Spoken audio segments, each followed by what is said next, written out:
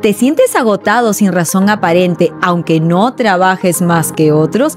¿Has sentido que no descansas nunca y que cumplir con lo mínimo parece imposible? Esto no es solo estrés, podría ser un burnout que está causado por el TDAH en adultos. Y hoy con nuestro invitado especial aprenderás por qué ocurre, quién está en riesgo y cómo salir de este ciclo. Quédate, porque esto puede cambiar una buena parte de tu vida. Así es que ahora que ya conoces nuestro tema, conversemos.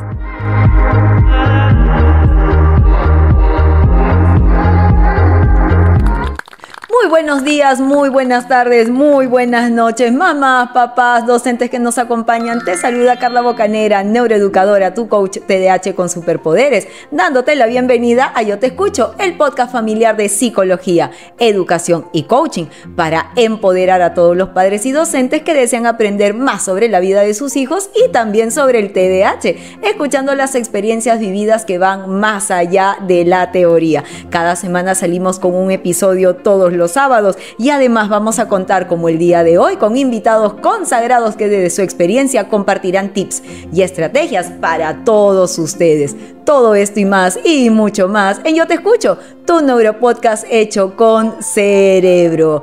¡Qué maravilloso sábado! Ya estamos iniciando mes de TDAH. Hemos empezado el episodio anterior hablando de un tema muy pedido por ti y continuamos entonces trabajando en aquellos temas, en aquellos episodios, en aquellos contenidos que te gustaría escuchar. Y hoy, a petición de tus preferencias, pues vamos a tocar sobre el tema del TDAH adulto y con un ítem muy particular, como ya hemos anunciado en la introducción. Realmente es importante para nosotros ver por qué razón muchas veces los adultos nos podemos sentir agobiados, nos podemos sentir cansados y tal vez puede ir ese agotamiento un poco más allá porque podría tener alguna razón muy particular, sobre todo cuando tenemos un diagnóstico. Y por eso el día de hoy nos acompaña generosamente el psicólogo Werner Giskra, psicoterapeuta de In Situ Psicoterapia. Muchísimas gracias, Werner, por estar el día de hoy con nosotros. De nada, a ti, gracias, Carlita. Pues sí, para tocar, Werner, un tema muy importante y sobre todo también que In Situ lo toca, y por eso es que creo que estamos coincidiendo el día de hoy con este tema del burnout docente, el burnout en adultos. Y por eso es que creo que uno de los primeros puntos que podemos trabajar es en definir claramente qué es el burnout.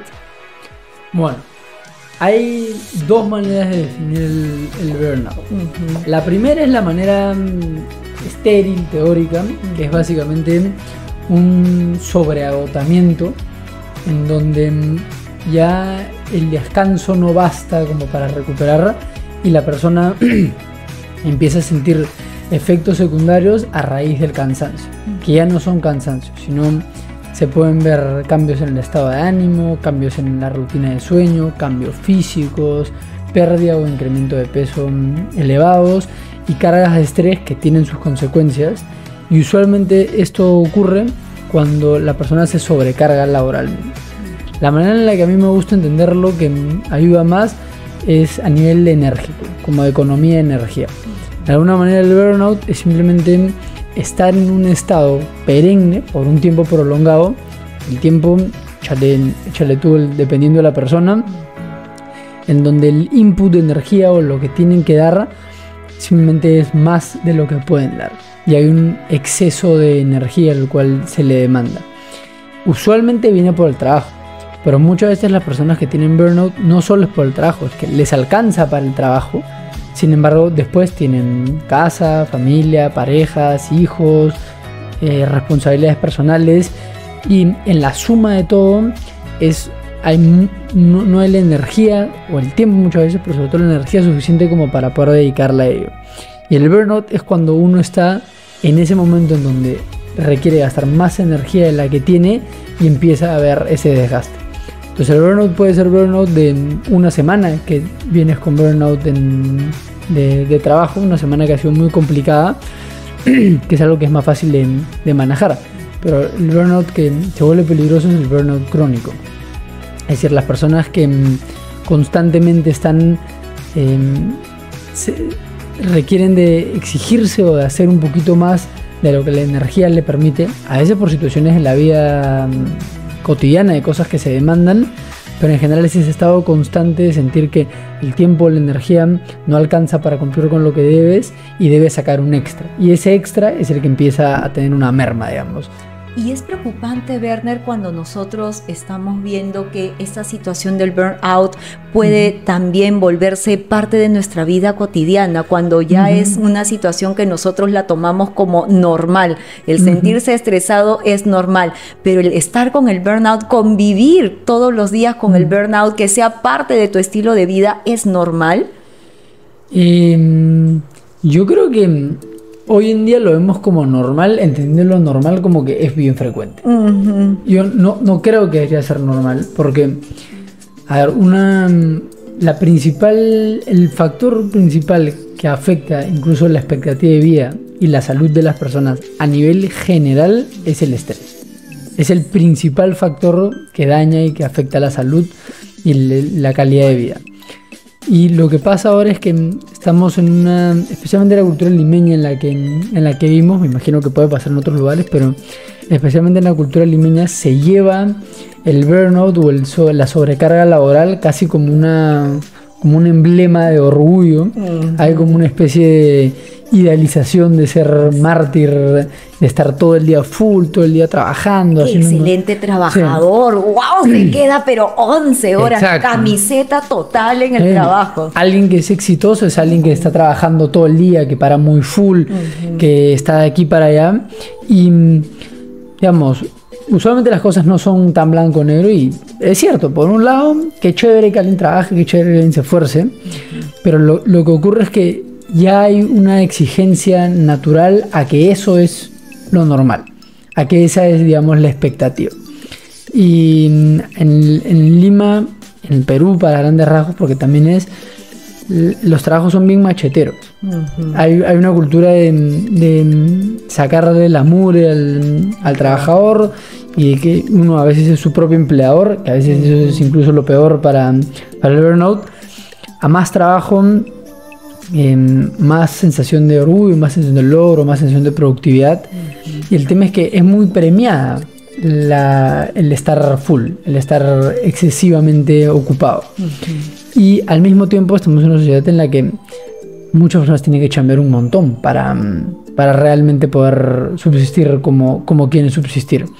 Entonces sí, yo diría que se ha vuelto una normalidad el hecho de andar super full, el hecho de andar sobregirado de alguna manera. Y creo que esa sería la palabra, como venderlos como literal sobregirado. Es decir, no es que se te escapa de las manos lo que estás haciendo, sino que estás constantemente teniendo que darle un extra y un extra y un extra. Y eso que sacas de ti es tiempo, es vitalidad, es energía, es espacio mental para otras cosas, es la posibilidad de descansar, no solo como dormir, sino de tener tiempo para otras actividades, de dejar de lado aspectos de salud o el cuidado de la salud. Entonces, de todos lados se va sacando un poquito, y bueno, es cuestión del tiempo para que empiecen a aparecer las consecuencias o muchas veces ya los signos del burnout más claros. Y estamos hablando, por ejemplo, aquí cuando mencionas todos estos puntos importantes, Werner, estás mencionando de una persona regular que trata de hacer lo mejor que puede con lo que tiene, su planificación, su organización, su gestión del tiempo. Pero tenemos un maravilloso grupo y por eso es que estamos papás, mamás que nos acompañan, queridos adultos. Estamos en mes de TDAH, que justamente nosotros los TDAH lo que tenemos en disfunción es la planificación, la organización, la gestión. Y entonces quiere decir que tenemos que hacer más de lo que una persona regular haría. Y tenemos que generar más energía, o tenemos que usar más energía de la que una persona regular haría. Entonces, el burnout es más chocante. Hay que tenerlo más presente, saber que puede ser una parte de nuestra vida cuando somos adultos TDAH. Él es más propenso, definitivamente.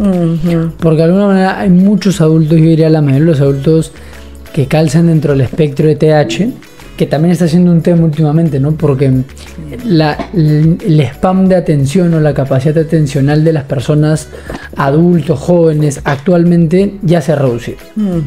Entonces, ya la manera en la que uno dice, no, es que esta persona es un poco distraída, tiene TDAH, si lo ves como normal, ya esa distraibilidad que tiene la persona ya no es tan distinta a la del promedio. Entonces, ¿qué termina ocurriendo? Que el adulto, especialmente TDAH, que tiene que encargarse de, más que el adolescente, más que el niño, de organizar la rutina, de poner una estructura, muchas veces ser padre o madre, familia que también tiene una estructura, lo que termina haciendo es que hay pasos extra o hay una fricción y una lucha constante con uno mismo para encontrar la manera de organizar lo que tiene que hacer, tener un orden, calzar en los horarios, mantener una estructura. Y una de las cosas que termina apareciendo un montón es como una lucha con la procrastinación constante. Bastante. Que es básicamente la persona registra que cuando las cosas no están saliendo bien, usualmente o recibe algún tipo de ayuda, o el hecho de poder dejar las cosas ir, consigue un espacio como para recargarse, un espacio para no estar con esta presión. En la medida que va pasando el tiempo, eso se vuelve cada vez más necesario. El burnout se acumula más porque después hay que sobrecompensar más para poder regular ese pequeño tiempo que se ha perdido o ese espacio que se ha quedado muerto, y se empieza a ver un círculo vicioso. Y no solo aparecen síntomas, sino que en la manera de sobrecompensar de las personas aparecen o pastillas o medicación para dormir, aparece medicación psiquiátrica que a mi gusto a veces es excesiva para regular ansiedad o para regular a veces incluso el sueño, cuando por ahí no pasa siempre el tema. Y otra de las cosas que ocurren muchísimo es que las personas empiezan a consumir o sustancias o empiezan a tener hábitos como para compensar eso, pero que ya empiezan a jugar en contra de la propia salud de la persona. Y a veces también hay otras decisiones que vamos viendo impactos en la familia o en nuestras relaciones con nuestras parejas, cuando empezamos a tomar distancia, necesito más tiempo para mí, ya la relación se quiebra, ¿no? Busco un espacio personal y con la otra persona ya no tengo tanto contacto, entonces él ya no me buscas, ya no hablamos juntos, ya no es lo mismo. Entonces, realmente, ¿cómo puede afectar en diferentes ámbitos de nuestra vida este tema tan importante que es el burnout? Sí, yo creo que, o sea, en una persona que está, a ver, ¿cómo lo sería el verbo? Está burnouteada, sería como para decirlo así, pero una persona que está burnouteada tiene menos espacio mental, tiene menos energía, tiene menos vitalidad como para poder hacerse cargo de las cosas que incluso muchas veces se quiere hacer cargo. Entonces, las formas en las que lo termina haciendo, las maneras en las que lo termina tratando de resolver, o a veces son sobrecompensadas, o a veces no rinden, a veces generan fricción. Y sí, yo diría que una de las razones principales por las que hay peleas en parejas es porque alguien o las dos están con burnout. Tal cual. Y de ahí el burnout es como el caldo de cultivo perfecto para que cualquier otra situación, no habla, conflicto, momento de tensión, etapa de vida que estén atravesando, sea muchísimo más complicado de manejar, muchísimo más complicado de poder encontrar una salida o de sobrellevarlo, porque hay menos energía, hay menos espacio mental para eso.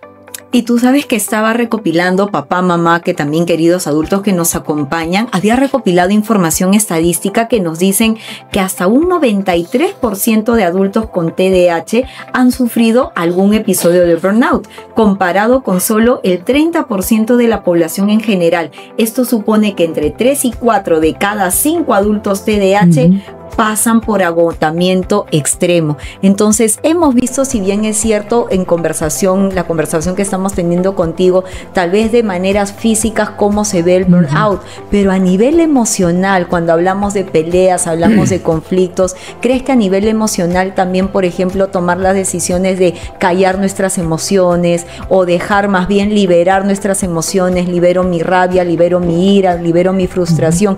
¿Cómo se puede ver emocionalmente el burnout? Sí, es una muy buena pregunta, porque tal vez es como los primeros indicadores que para las personas no profesionales lo van a notar. Yo diría que los dos primeros son, uno, que hay una menor capacidad de acceder al mundo interno o a las emociones de la persona. Es decir, es bien difícil conversar con una persona que está burnouteada de alguna manera, conversar sobre cómo está, cómo se siente, qué piensa al respecto de ciertas cosas, porque indagar en eso es justo meterse en todo este remolino de tensiones que está teniendo. Entonces es bien difícil conversar y contactarse con eso. Yo diría que eso es lo primero. Lo segundo es los niveles de irritabilidad o de capacidad para tolerar cambios, movidas de planes, situaciones que puedan frustrar o que puedan incomodar, ya sea que pasarlo en la casa, pasarlo en el trabajo. La reacción usualmente al cambio suele ser bastante drástica, ya sea que lo evitan y simplemente lo dejan de lado, reaccionan de manera brusca, de manera agresiva, hay ataques de pánico, se saturan. Entonces tienes por un lado la respuesta, que es una respuesta desmedida, atípica tal vez para la persona, y por otro lado el contacto, la capacidad de vincularte con la persona está mermado o es más complicado, porque la persona está guardando, se está protegiendo, encerrando todo eso que está por explotar como para poder continuar, y a veces entrar en ese mundo interno haría que esto empiece a salir, empieza a brotar el fastidio, el cansancio, la molestia, y las personas tienden a querer evitar eso porque en primera instancia, en cortito plazo, si lo dejas salir es bien incómodo, o sea, se te viene toda la ola de lo que tienes que abordar. Imagino también, Werner, por ejemplo, algo que nos acompaña mucho con las emociones son los pensamientos, y algo que nos pasa mucho con los TDAH es que cuando nosotros no podemos lograr lo que los demás sí pueden, o cuando nosotros nos cuesta mucho más estos pensamientos, pero es que yo no puedo, es que yo sí debería, entonces salen los debería, es que yo sí debería lograrlo como los demás, debería presentar ese trabajo a tiempo, debería contestar un correo, porque es que no lo logro, y creo que todo eso también incrementa muchísimo y alimenta también a la parte emocional para que este burnout pues se solidifique mucho más. Eso es interesante porque sí, o sea, justo eso que comentabas de por qué se me pasa mandar el correo, mandar el WhatsApp, agendar lo que tengo que agendar, ¿verdad? Que tiene que ver el papelito. Esos son errores típicos de una persona TDAH, una persona dispersa. Hay muchos tipos de dispersión, pero realmente eso es algo que ocurre un montón. Yo creo que lo primero que aparece es estos deberes, esta sensación de cumplimiento, de qué es lo que hay que cumplir, y la constante realidad de que no terminas de cumplir todo lo que tienes que cumplir. Yo creo que el primer punto es entender de que una persona que es TDAH va a tener, como todos, pero de alguna manera va a tener que hacer un esfuerzo consciente y adrede, de prueba y error muchas veces, y hasta de entrenamiento, de cómo hacer para llevar las responsabilidades del día a día, para cómo hacer para mantener algún tipo de orden y estructura. Hay mil maneras. El problema es que las maneras naturales, las maneras típicas, a veces que las cosas caigan por su propio peso, no ocurren. Hay que como que meter la cuchara, digamos, en organizarse, en planificarse. Yo ya hemos estado aquí varias veces, pero yo nunca me lo he diagnosticado, pero yo no me lo he diagnosticado porque no me iba a hacer la evaluación, pero yo estoy seguro que de chico tenía características de TDAH. Y yo, especialmente en la universidad, me di cuenta de que tuve que hacer un esfuerzo enorme para empezar a encontrar estrategias y maneras en las que yo tenía de acordarme las cosas. Por ejemplo, yo no usaba ningún tipo de agenda, yo me memorizaba todo lo que tenía que hacer. El problema es que cuando eran 7 pendientes, yo todo el día estaba pensando en los 7 pendientes como para memorizármelos, y lo hacía, pero era un desgaste grande en tener que estar memorizándome eso. Y lo podía hacer, sí, lo podía hacer, hasta que me di cuenta y dije, oye, si tengo una agenda o un sistema en el cual yo pueda poner o depositar todas las cosas que tengo que hacer, todos los pendientes que tengo que hacer, me alivio la carga mental de yo tener que estar pensando en eso. Lo tengo escrito y tengo que ahora encontrar el hábito de utilizar esta plataforma. Yo al principio lo hice en Hojabont, decían una lista de así del 1 al 20 y pico, 18, al 30, y el número de ahí lo cuadraba en un cuadradito del día a día de la semana. Entonces yo sabía que el numerito iba el día de la semana, y yo cuando miraba el lunes veía que me tocaba hacer el 4, el 7 y el 12. Todos los demás pendientes de la semana ya no existían para mí los jueves. Los jueves para mí habían 3 tareas puntuales para hacer. Entonces es una estrategia que, si bien le puede funcionar a un montón de personas, es algo que yo tuve la suerte, un poquito por estudiar psicología, un poco por que me fui dando cuenta, lo empecé a implementar. Y yo creo que son estrategias que todas las personas pueden ir consiguiendo, porque también dependen de a qué te dediques, qué hagas, cómo es tu rutina alrededor. Pero ese tipo de herramientas son las que empiezan a ayudar a que estos deberías, sobre todo, que aparecen, esta sensación de no cumplir, empiezan a tener aunque sea un orden. Y lo otro es entender de qué pie cojea cada uno. Yo sé que se me pasan las cosas bastante rápido. Hoy día en la mañana, por ejemplo, salí de la casa y dejé la llave dentro de la casa, entonces no tenía carro para venir. Y yo, entonces tuve que coordinar con una persona que estaba cerca, que me podía traer la llave y todo. Y terminé llegando 15 minutos tarde a una reunión que tenía. Por suerte llegué y el tráfico me ayudó hoy día y todo el mundo llegó tarde al consultorio. Alineados los astros hoy día. Sí, tal cual. O sea, es un tema de... ¿Y por qué me pasó en la mañana? Porque me apuré. Estaba haciendo el desayuno y decidí hacerme un desayuno un poco más elaborado del que tenía tiempo para en la mañana. Entonces cuando me di cuenta dije, uy, tengo que salir volando. Y en ese momento en el que sale volando es cuando es más propenso que pasen ese tipo de cosas. Entonces, hasta pequeñas cosas. Yo he escuchado de padres de familia o de madres de familia que debido a que tienen ese tipo de cosas, dejan llaves afuera. Dejan duplicado de cosas en casa de vecinos. Así es. Adelantan las labores de la casa o hacen listas para las labores de la casa para ver qué han cumplido y qué no han cumplido. Tal cual. Y se las pasan a sus familiares para que ellos también los apoyen con eso. Que a veces ni siquiera son personas que son conscientes de que tienen un TDAH, sino que han encontrado que ellos dicen, esta es mi manera. Así no se me pasa. Así no me olvido. Así lo tengo organizado.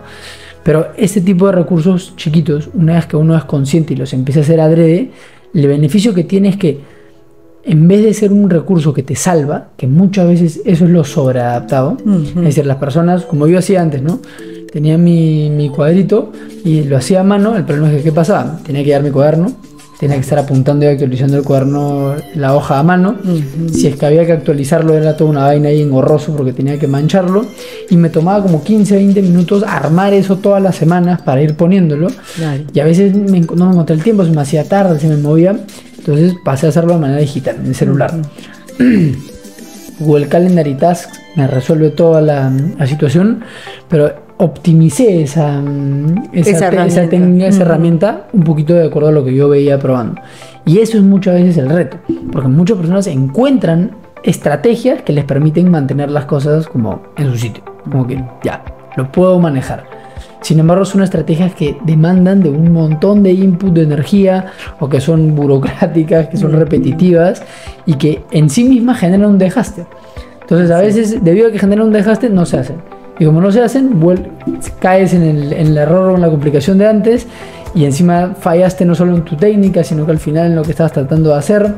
Y yo creo que ir notándolo y ir entendiendo de cómo optimizar esas técnicas es un poquito la labor que muchas veces haces tú y que a veces en el espacio de terapia o en la manera en la que cuando se trabaja con un profesional vas encontrando el espacio para ir adaptándolo a ti y que no se vuelve una sobreadaptación, sino que al contrario, sea una adaptación positiva y una adaptación sostenible en el tiempo. Porque parte del fastidio de los TDAHs es como lo que tú comentaste, ¿no? Es pasar por todo este proceso y compararse con aquellas personas que no necesitan de tantos pasos para poder hacerlo, y eso también les genera el estrés, ¿no? Y esto también puede deberse a que esta aceptación también de su propio diagnóstico puede también generar justamente este burnout, el tener que lidiar con algo que ya saben que es parte de ellos y que todavía no está siendo tan aceptado como tal. Pues ese proceso es interesante porque también estaba leyendo que el burnout puede aumentar en un 200% la probabilidad de depresión y hasta 400% la idea suicida. Entonces realmente ya estamos tocando temas de salud mental que sí son muy importantes de poner sobre la mesa. Y cuando hablamos de burnout, yo imagino, Werner, que así como muchos de los temas que hemos tocado juntos, uno de ellos es ¿cómo me doy cuenta? ¿Cómo me doy cuenta que yo ya estoy entrando a un burnout? Así como cómo me doy cuenta que ya puedo estar ansiosa, cómo me doy cuenta que puedo empezar a tener una conducta depresiva. ¿Cómo me puedo dar cuenta que yo ya estoy ingresando, tocando esa puertita del burnout? ¿Hay algún ciclo? ¿Hay algo? Sí. Pueden haber ciclos de burnout, porque pueden haber... Vamos a ver, voy a regresarte a un comentario que hiciste porque me pareció muy interesante. Sí, las personas muchos TDAH se comparan con el otro. Todos se comparan con el otro y la mayoría de personas, la gran mayoría de personas, se compara con las otras personas desde una posición en la que considera que el otro lo tiene resuelto. Eso sería el talón de Aquiles del neurótico, del 80%, 70% de la población. Es decir, ver a la otra persona y decir, pucha, que yo veo a esta persona que trabaja, hace todo, viene bien, va a su casa, ya sea que hace su deporte, tiene familia, tiene pareja, tiene amigos, como así ya lo tiene resuelto. Yo, en cambio, estoy hecho un menjunje. Y uno no es así. La mayoría de personas no tienen las cosas resueltas y que avanzan así por su propio peso. Pero en lo que se compara la persona la persona TDAH, que se compara constantemente, es en el hecho de que notan que cositas que para ellos son mucho esfuerzo se hacen de manera natural. Organizarse, levantarse a tiempo, hacer las cosas en el horario en el que las habían puesto, hacer las cosas en orden, terminar una cosa para poder pasar a la siguiente. Son pequeños detalles que en la comparación dicen, Dios mío, pero esto es normal para muchas personas. Esto simplemente ocurre. Y en cambio para una persona que tiene TDAH, que cada vez son más, justo por esto que te comentaba, porque estamos destruyendo el spam de atención de todas las personas. Sí. Empieza a ser como, uy, ¿esto cómo? O sea, esto para mí es una montaña. Y ponerme un horario, hacer un time boxing de ciertas cosas y que las personas normal cumplen de 10 a 2 hacen esto y 2 hacen la otra cosa de acá y van cumpliendo, se ve tan normal, tan natural. Y para una persona TDAH empezar nomás a las 10 de la mañana es como que, uy, empiezo y qué hago, pero no quiero empezar ahorita y cómo lidio con esa situación, lo procrastino un poquito, termino más tarde y terminan corriendo. Eso es un tema. Entonces, para que una persona TDAH se dé cuenta de que tiene burnout, o en general para que una persona se dé cuenta de que tiene burnout, lo primero es mirarse a uno mismo y ver realmente si es que lo que está haciendo es algo con lo cual uno puede hacerse cargo de la situación, o si hay una sensación constante de que lo que tienes alrededor tuyo te sobrepasa. Correcto. Pueden ser por momentos, es decir, hay momentos críticos y es un momento crítico y a veces, no sé, imaginemos una emergencia en el trabajo, una situación familiar, hay que realmente ponerle un extra. Bueno, esa sería ahí la comparación. Pero para sumarle a eso, como para ver si realmente el burnout se presenta, es uno, si las cosas te sobrepasan; dos, si sientes que no estás constantemente buscando cualquier momento para tomar un descanso. Y con descanso me refiero a si te quedas en la oficina, en tu casa, en lo que sea, agarras tu celular y scrolleas un poquito en Instagram, un poquito TikTok, así 5 minutos. Yo a veces veo personas en el carro manejando, scrolleando Instagram. Sí. Y ese tipo de distracciones son distracciones que lo que buscan es reducir la tensión, que tu cabeza se vaya a otro lado y no estar pensando o abrumado con lo que tienes en ese momento. Y eso es bien interesante, Verne, porque la temática o la tendencia es a pensar de que cansancio es que, ay, me tiro en la silla y dices, ay, qué cansado estás. Cuando no, cansancio también significa estar mirando el celular, estar haciendo actividades que te generen más dopamina para justamente subir un poco más. Eso ocurre más en los TDAH todavía, que esa manera de recargar dopamina. Exacto. Y una de las cosas que ocurre con el burnout es que el burnout no es cansancio físico. Cansancio físico es cansancio físico, es estar agotado. El burnout es la sensación de que ya no hay la energía, la vitalidad, la disposición como para poder cargar y asumir lo que viene. Es pensar, no la hago la próxima semana que tengo. ¿Cómo voy a hacer mañana con esta situación? Se me viene todo encima, no puedo terminar. Ya no puedo más con esto, ya no quiero ir. Y estás al mismo tiempo con eso, pero tienes 15 minutos libres, una lista de pendientes enorme de cosas y te pones a scrollar en el celular, o tienes una llamada por teléfono a alguien que te distraes, o sales a ver un video o jugar algo, a caminar. Y en el momento en el que lo haces, si bien puedes sentirse como descanso, lo que el registro como para que las personas lo tengan claro es como si te estuvieras escapando un ratito de algo. Si tienes la sensación de que te estás escapando un ratito de algo, y claro, no un día, no una semana, ¿no? Estamos hablando de que esto usualmente el burnout es algo que empieza a ser más sistémico, no es el agotamiento una semana. Hay semanas, o sea, hay gente que está a cierre de mes y el cierre de mes siempre saben que es una locura y es una locura y normal. O, por ejemplo, nosotros en el mundo de la psicología, el inicio de colegio, cuando arranca marzo, abril, hay que hacer una recoordinación de todo, mover los horarios de verano. Es un zafarrancho la cosa porque ya, pero eso es una situación contextual que te da. Esto es una situación perenne que se mantiene constantemente y que constantemente sientes que estás buscando escaparte o salir o distraerte de estos momentos. Y lo otro, los dos que comentábamos, que no hay espacio para tú explorar cómo estás afectivamente, cómo estás emocionalmente, qué estás sintiendo, qué quieres, y tu irritabilidad o la manera de reaccionar ante los cambios o las cosas extras, si es que es explosiva, evitativa o simplemente es catastrófica, es decir, llega a estas maneras extremas, es probablemente porque te quede poquito como para aguantar, digamos. Tal cual, y esto me lleva, papá, mamá, a hacer este paréntesis, porque si tienes un hijo o hija TDAH, pasa el comentario clásico de, o sea, no puede arreglar su cuarto, pero sí tiene energía para mirar el celular.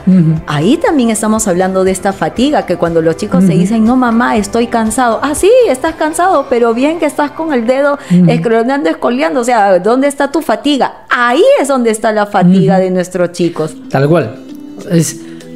Ahora hay memes, ¿no? En donde sale una persona caminando en la calle y ve que alguien tiene un celular y le dice, por favor, préstame, necesito 30 segundos de scrolleo, ¿no? Entonces le prestan el celular y la persona así scrollea 30 segundos y dice, qué rico, ya, te lo doy de vuelta. Que es una muestra de cómo realmente hay una adicción a este espacio, a este tipo de momento en donde uno simplemente recibe dopamina, recibe información que lo excita, que lo emociona, que lo estimula, y lo estimula porque requiere de esa energía casi como que para continuar después.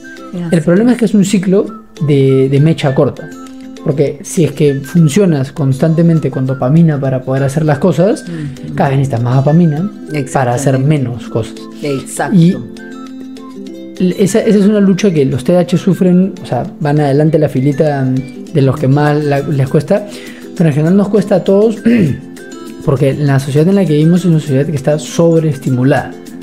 Tenemos que hacer muchísimas cosas. Un adulto promedio ahorita tiene que encargarse de varias cosas. Es decir, aquí en Lima tienes, en temas médicos hay 3 seguros que tienes que tener. Que tu EPS, que el seguro de salud social, el seguro de salud privado.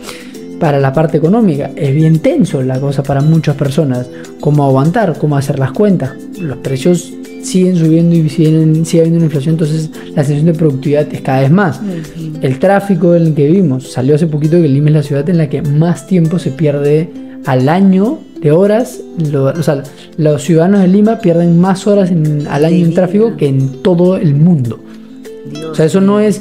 Ya estamos hablando seriamente del tiempo y la tensión y el estrés que eso genera. Entonces, ya en sí mismo la sociedad y la cultura en la que vivimos, el momento en el que estamos, demanda de que estemos con nuestra atención en un montón de cosas, de que tengamos muchísimo input de información, y cómo regular eso, cómo gestionar eso, más lo que tenemos que hacer, ya se vuelve un reto. Tal cual.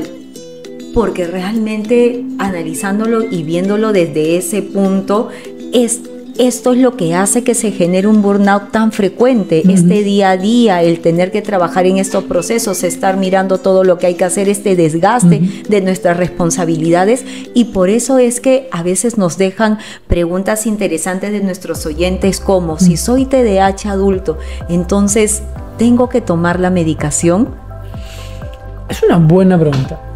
Actualmente hay una metodología de medicación para TDAH que a mí me parece muy muy buena, que es la medicación tópica. Es decir, no sé si alguna vez han visto esa película Sin Límites. Sí. No es eso, no, la pastilla no te da superpoderes de alguna manera, pero para las personas que realmente tienen TDAH, la recomendación es clarísima. Si tú sientes que este tipo de cosas te cuestan, evalúa. en muchas ocasiones yo prefiero ser muy conservador con el diagnóstico de TDAH porque en muchas ocasiones el contexto en sí mismo ya nos pone en este estado de tener que encargarnos de tantas cosas, de tener que estar con la atención en tanto tiempo, de que hay muchas cosas que captan la atención. Por ejemplo, todo lo que se hace hoy en día, el objetivo principal, el target principal es la atención de las personas. Así es. Entonces tu atención ya está siendo buscada, targeteada, bombardeada de todos lados. De los streaming, de los servicios de streaming, de las redes sociales, de las propagandas, de las noticias, de la situación económica, etcétera, de la necesidad de productividad en el trabajo. Entonces, debido a que esto está bombardeado por un montón de cosas, a veces es mucho más el contexto que un TDAH. Pero si te evalúas y realmente consideras que tienes TDAH, la medicación tópica, que es la medicación de uso de medicación no prolongada, es decir, son medicaciones que tienen efecto de entre 2 a 4 horas y que se toman para los momentos puntuales en donde es necesario tener ese espacio de concentración, ayuda muchísimo porque realmente le da a las personas la posibilidad de ejecutar o de funcionar de una manera menos, vamos a decir, más eficiente, con menor gasto de energía extra en parafernalias, en rutinas, en sobreadaptaciones. Y pacientes y personas cercanas, incluso a las que se les ha recomendado, toman la medicación de manera puntual. Toman, por ejemplo, hay personas que estudian en la universidad y toman la medicación para su clase, para las clases o para los momentos en donde estudian. El jueves no tienen clase, el jueves no toman medicación. Personas que trabajan toman la medicación en el trabajo. Y a veces ni siquiera la toman en la mañana, a veces la toman más para la tarde, que es cuando más les cuesta la situación. Exacto. Entonces, eso tiene que ser muy regulado con un psiquiatra. No se puede tomar porque en otros países, por ejemplo en Estados Unidos, utilizan esta medicación, la compran de manera ilegal y lo utilizan adolescentes y jóvenes para los estudios. Así es. La medicación se llama Adderall. El Adderall lo utilizan muchísimo porque, claro, lo que te permite es que te da no es que te da una hiperfocalización, sino es que de alguna manera apaga mucho de los estímulos alrededor y te permite enfocarte en algo. Entonces lo hacen en semana de finales, tienen mucha motivación para enfocarse en semana de finales, toman el Adderall y están hiper concentrados y pueden estudiar 12 horas al día, 14 horas al día. Así es, porque ya estamos hablando de dos atenciones, ¿no? La atención focalizada y la atención sostenida. Entonces te quedas un largo tiempo y los elementos distractores desaparecen. Y en principio en papel eso es muy bueno, es poder estudiar 12, 14 horas. ¿Qué ocurre? Que no se puede utilizar de maneras tan bruscas porque tiene efectos secundarios. Todas las medicaciones psiquiátricas tienen efectos secundarios. Por ejemplo, una pastilla muy conocida acá en Perú que es el Ritalin, entre el 30 y el 40% de las personas le da migraña, dolor de cabeza. Y es bien fregado porque, claro, estás concentrado pero con una migraña. ¿Cuán concentrado puedes estar con una migraña? Entonces, a esas personas no se les puede utilizar esa medicación y hay otra medicación que se puede utilizar. Y a la par de la medicación, si no hay una estructura, una conciencia de dónde están las dificultades, si es un tema más de impulsividad, si es un tema más de planificación, si es un tema más de procrastinación, de lo que te cuesta, y no empiezas a poner estrategias o a probar esas estrategias junto con la medicación, si bien te va a ayudar, igual puede no ser lo más eficiente. Y lo que yo he visto es que cuando se complementa la estrategia con una medicación bien tomada, la mayoría de personas que lo toman me dicen, Werner, es magia, es como la película, sin límites. Es decir, o sea, yo me tomo la medicación, me siento en mi escritorio a estudiar y tengo 3, 4 horas de atención muy bien, yo hago lo que tengo que hacer, no me distraigo, no me paro, no me voy al baño, no voy a comprar, no miro mi celular 70 veces, porque igual un poquito también el celular, pero no 70 veces. Puedo terminar lo que tengo que terminar de trabajar, y si para el final del día, porque el Ritalin, por ejemplo, te da energía, o sea, tomarte Ritalin muy tarde en la noche hace que sea difícil dormir. Así es. Para las 3 de la tarde dicen, no, ¿sabes qué? Ya esto que queda lo hago sin el Ritalin, a conciencia de que sufrirán un poquito más, de que le costará un poquito más y que incluso hay buenas formas de procrastinar, hay buenas maneras y momentos adecuados en donde se procrastina. Pero lo van complementando de esa manera.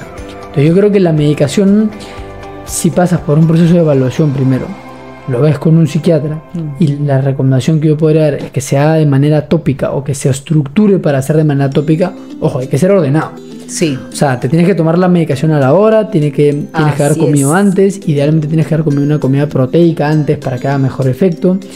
Esos detallitos potencian un montón y hacen que realmente se le pueda sacar provecho a la medicación, y en conjunto con el acompañamiento terapéutico, el acompañamiento de un coaching como tú, Carlita, tal cual, viene genial, porque ya no solo es la pastilla que hace el efecto mágico, sino que la pastilla es un momento en donde se ordenan las cosas para sacarle provecho a esa situación. Así es, porque yo creo que también parte del estrés que podemos tener los TDAH es que cuando, como tú comentaste, ¿no? Creemos de que la pastilla es el milagro y generamos una dependencia. A veces muchos padres no quieren dar la medicación a sus hijos porque ven el tema de la dependencia a la medicación, pero en realidad la dependencia es una toma de decisión en adulto cuando no tenemos las estrategias, cuando solamente queremos una medicación y no estamos viendo que la medicación va a ser el plus que me va a ayudar a que las herramientas y las estrategias que he aprendido funcionan. Solamente va a ser un andamiaje, nada más, un empujoncito para poder generar esta mayor atención sostenida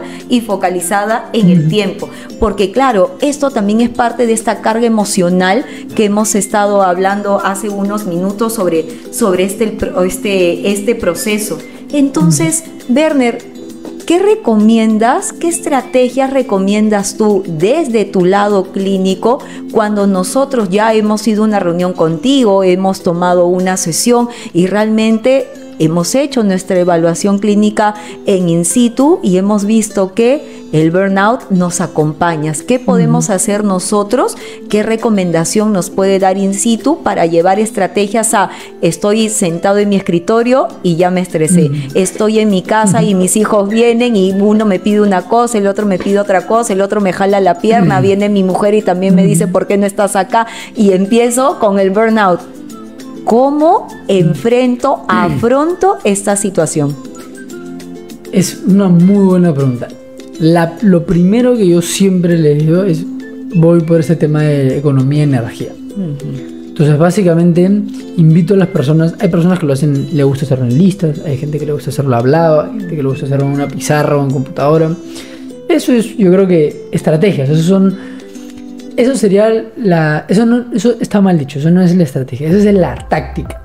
Porque la estrategia es el plan en donde tú te orientas a realizar un objetivo.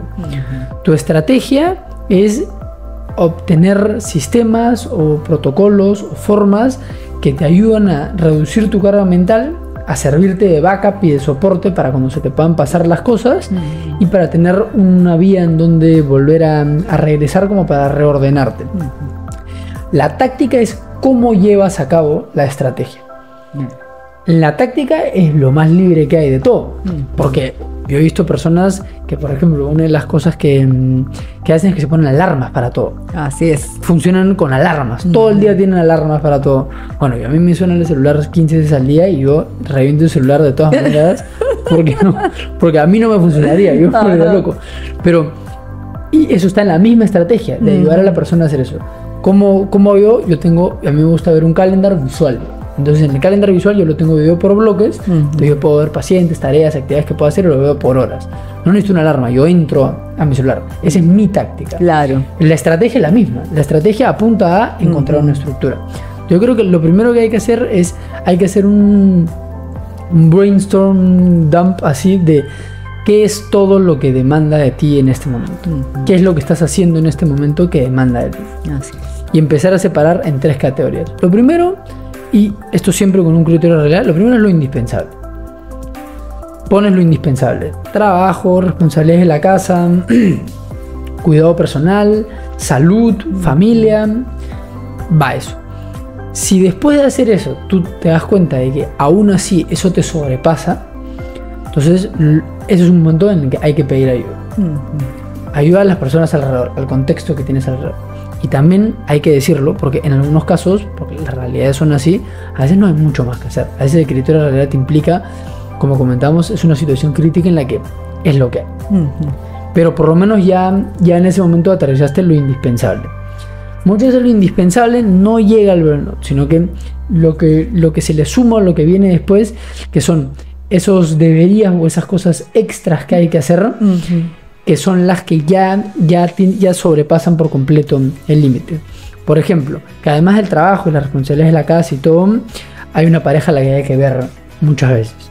tienes que entrenar porque hay que mantener una especie de físico, o hay que cumplir cierto estándar económico para poder llevar a las cosas, o de alguna manera se tiene que asumir mayor responsabilidad en el trabajo porque estás tratando de ascender. Entonces, como se dice acá, no te agarran de chulo en un momento para poder ascender y te estás cargando ese peso extra por ese momento. Esos suelen ser los factores que lo detonan.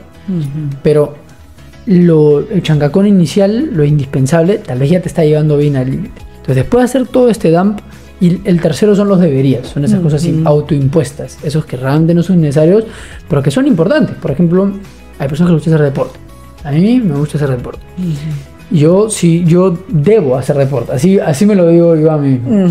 Entonces, en mi vida, en mi organización de vida, yo el deporte lo tengo que chuntar en algún lugar. Pero a veces chuntar el deporte en algún lugar hace que mi día se vuelva bien full. Claro. O sea, tengo en la mañana, tengo que hacer unas cositas, tengo que hacer unos pendientes, unos recados en la casa, de ahí tengo que hacer deporte, de ahí continúo, voy a atender. Claro, y esa hora y media que me tiré para deporte, si no me hubiese tirado la hora y media para deporte, tal vez no hubiese tenido que estar correteando. Exacto. Pero ahí es donde vienen estas dos partes. Una vez que se hace todo eso, si hay cosas que pueden ser evitadas, o hay cosas en las que te puedes apoyar, o hay cosas en las que se pueden reorganizar o readaptar en la manera en la que lo estás llevando. Y eso es ir entrando a pocos. El otro aspecto es, bueno, ¿cuánto asumes tú que eso es algo que va a ocurrir? Yo, el día que hago deporte, sé que voy a ir así, hecho una guaraca. Voy a tener que hacer las cosas rápido. Claro. Entonces, ¿qué hago en la mañana? Pues me alisto.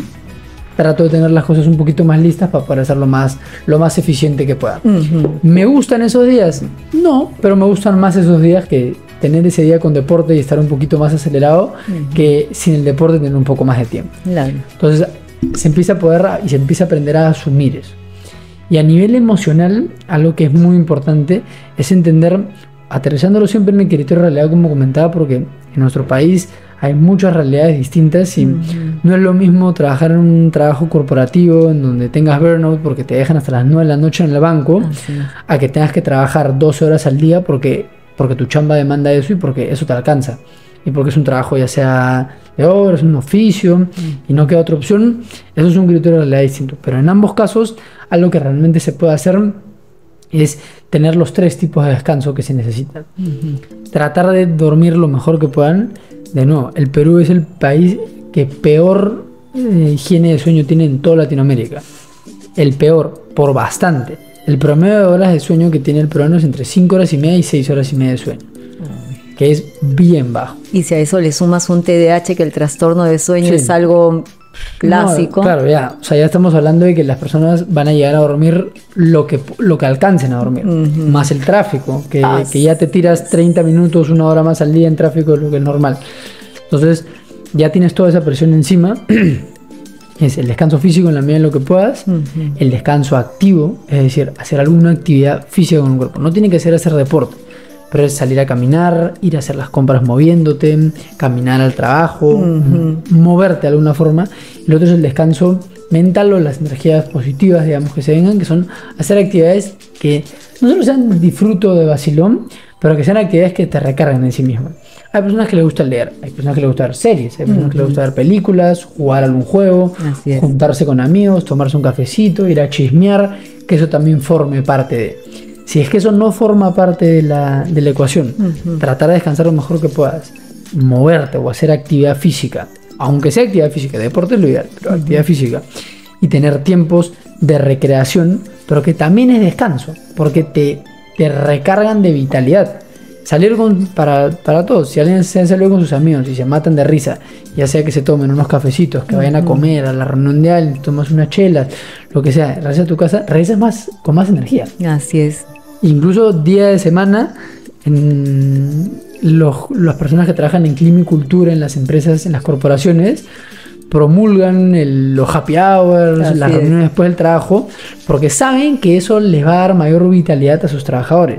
Al mismo tiempo los tienen más full, pero bueno, eso ya es como funcionan, pero en efecto se aprovechan de eso, que tener ese tipo de energía, tener un momento bueno, un momento de diversión, de relajo, te recupera otro tipo de energía. Es que no estamos acostumbrados, o tal vez miramos el costo de oportunidad ¿no? Lo que dejo de hacer por hacer otra cosa. Entonces, caramba, dejo de salir con mis amigos porque sé de que esta hora y media la voy a aprovechar estudiando, ¿no? O sé que esta hora, estos 60 minutos, en vez de salir con mis amigos, en vez de ir al cine o de leer un libro, puedo terminar el informe o el reporte que me han dejado. Entonces, claro, no lo vemos a la inversa, ¿no? Y eso al final es un costo grande para nosotros. Es un costo bien grande. Exacto. Y en muchas ocasiones incluso terminan por quedarse atorados en la gestión en la decisión, sin decidir.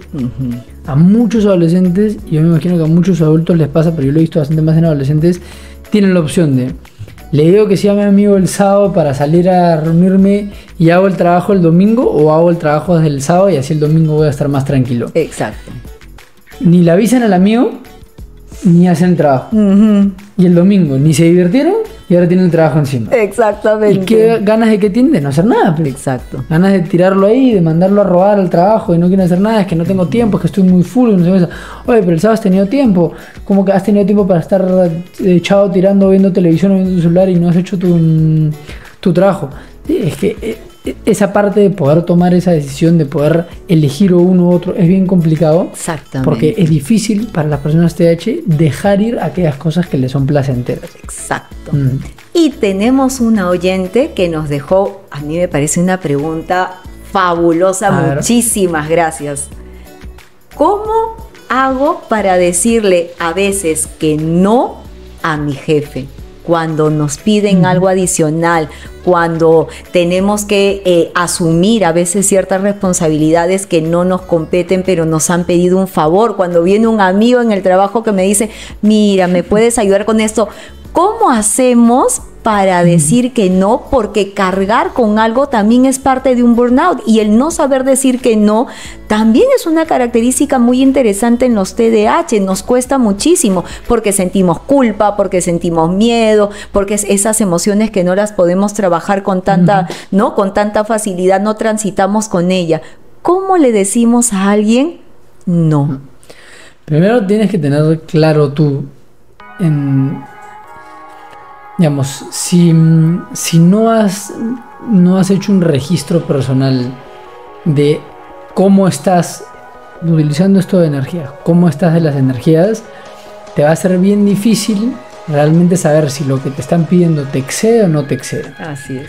Pero lo primero que tienes que ver es, eso no es algo que se tiene que hacer todos los días o que es para darle toda la cabeza, sino es, si no lo han hecho, realmente ponerse a pensar cuánta energía te queda, cuán cansados pueden estar, cuánto pueden llegar a asumir.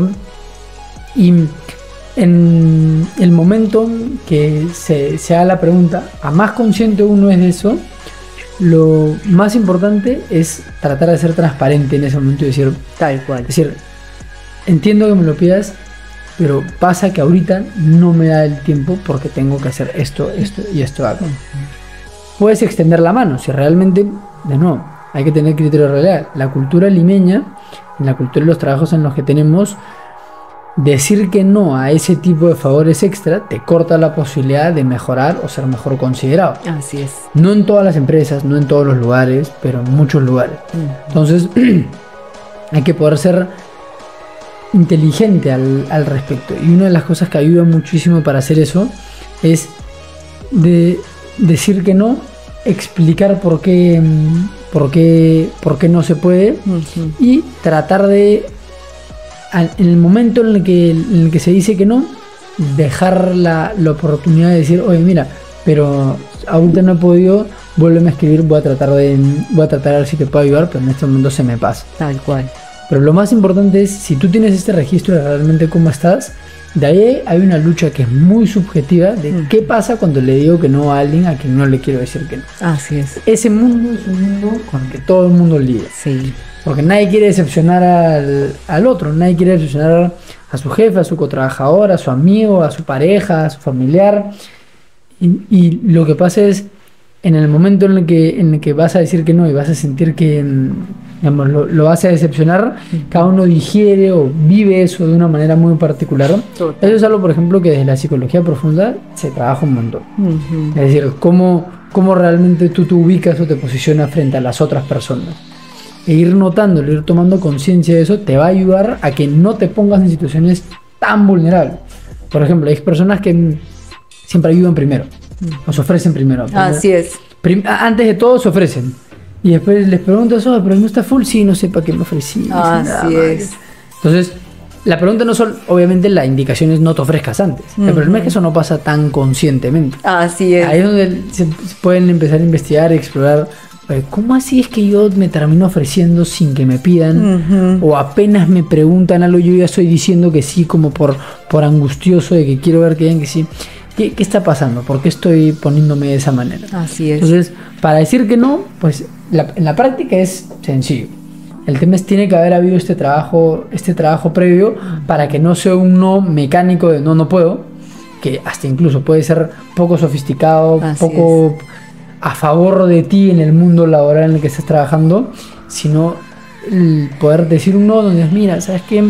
Escucha, me encantaría ahorita, realmente no tengo tiempo, estoy bien full y tengo otras cosas que tengo que priorizar ahorita y que no me den tiempo, pero no sé si es que en la medida que puedo ir avanzando yo te puedo avisar por ahí, o si quieres volverme a preguntar en estos días a ver si tengo un poco más de tiempo. Y tal cual, porque además de no saber decir que no, a veces podemos tener otras situaciones importantes como mi expectativa, que todos quieren que yo siempre sonría, todos quieren que yo siempre esté feliz, ¿no? Entonces, ay, sí, porque los TDAH son súper, por ejemplo, alegres y sonrientes, y el día que yo esté triste, que estoy totalmente diferente, no, entonces debo de mantenerme feliz. Entonces, yo imagino que así como el no, también tenemos otras variables importantes, pero como tú dices, es un tema más introspectivo, es un tema más analítico que tenemos que ir trabajando. Y por eso, Werner, entonces, si nosotros ya estamos identificando que posiblemente estamos teniendo señales de un burnout, ¿dónde podemos ubicarte? ¿Dónde podemos contar contigo para que puedas hacernos este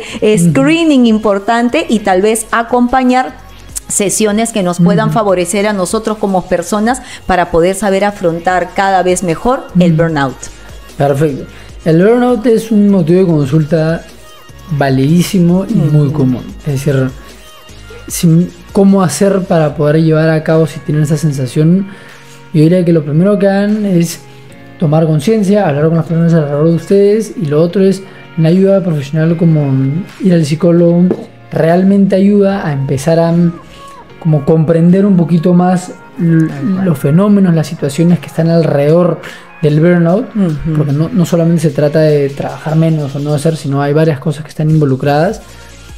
A mí y a mis colegas nos pueden encontrar en Instagram, en la página que se llama In Situ Psicoterapia. Nos pueden escribir a través de Instagram, o ahí mismo está también el celular de WhatsApp. Si es que realmente sienten que se les está yendo un poco de las manos, que no pueden dejar de buscar estos momentos en donde descansan, o que hacen un montón y a pesar de que se esfuerzan, lo organizan, descansan, sienten que se van quedando cada vez un poquito menos, y se van quedando un poquito menos, que las relaciones alrededor de ustedes se han vuelto más distantes, tal vez estaría bueno pensar que podrían estar en un burnout. En muchas ocasiones la respuesta la van a tener bien clara en la mano, de decir, sí, pues es que estoy haciendo 3 cosas más de las que realmente puedo hacer. Esta frase no súper típica de antaño, el que mucho abarca, poco aprieta. Un poquito a veces eso reflejarlo, pero sí hay situaciones que empiezan a ser más complejas cuando hay que decir que no, cuando ya hay temas con la pareja, cuando hay una presión o una idea muy marcada de la carrera que estás llevando y el burnout que te está complicando. Cuando las cosas te empiezan a sobrepasar y el estrés empieza a generar síntomas como insomnio, mal sueño, algún tipo de somatización en el cuerpo, algo en la cara, algo en el pelo, algo en la piel, ya es un momento de que ya el burnout aparece, tiene este efecto negativo y después empieza a tener efectos negativos en todo lo otro, en la autoimagen, en la manera en que uno tiene de funcionar, en la autoestima que uno pueda tener, las relaciones que tenga alrededor. Digamos, ya el burnout, ya el problema, ya a veces cuando pasa mucho tiempo ya no solo es el burnout, el burnout ya es la raíz de ese problema. Entonces, si realmente están pasando por eso, yo los invito a buscarnos en Instagram como In Situ Psicoterapia y a escribirnos. Si es que nos han visto desde acá, coméntenos y yo encantado de ayudarlos. Al inicio se recomienda tener un par de sesiones como para ver el motivo de consulta, y de ahí Yo no trabajo un número específico de sesiones porque en verdad depende del ritmo de la persona, depende de todo lo que haya que abordar. Pero sí son unas 2-3 primeras sesiones en donde se hace una evaluación, una conversación más diagnóstica de qué es lo que está ocurriendo, y ahí empezamos a abordar la situación. Yo creo que hay un montón por ayudar, y sobre todo recuerden que en la ciudad, no solo en la ciudad, sino en la cultura en la que vivimos, el burnout es algo que se ha vuelto normal, no solamente porque cada uno se quiera burnoutear solo, sino porque lo llevamos como mártires, lo utilizamos como validación social, lo hacemos porque la cultura lo demanda, porque la situación y el contexto real en el que estamos demanda de que ese trabajo sea cada vez más productivo y cada vez más.